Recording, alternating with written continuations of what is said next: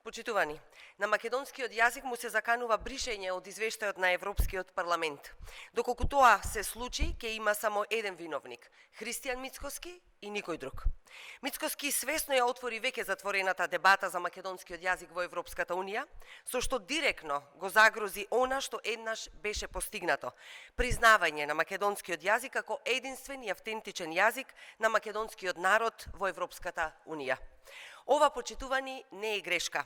Ова е намерен политички пресметан чекор со кој Мицкоски, воден од тесно партиски интереси и слугување на туѓи држави, повторно ја доведе државата и македонскиот народ во понижувачка ситуација.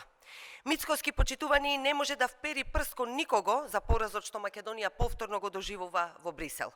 Токму тој и неговиот пријател Андреј Ковачев, со кого заеднички работат на блокирање на европската перспектива на македонските граѓани, се виновни за ова.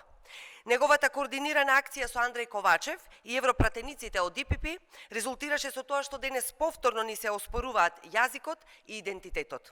Повторно не вратија таму каде што веќе бевме поминале во борба за основни национални права.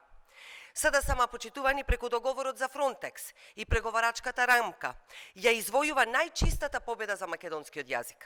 Договорот Фронтекс е документ потпишан на чист македонски јазик, без фусноти, без придавки, без звездички. Во преговарачката рамка стои јасно македонски јазик. Ова е победа која никој не може да ја оспори. Но наместо да ја поддржи, Мицкоски не работи за Македонија. Во отсуство на резултати, неспособен да испорача за граѓаните, Мицкоски, почитувани, денес единствено што прави е да ги претвара победите во порази.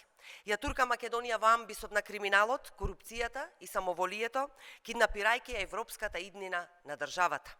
Мицкоски треба веднаш да се извини пред македонскиот народ и да сноси политичка одговорност за тоа што го избриша македонскиот јазик од извештајот на Европскиот парламент. Ви благодарам.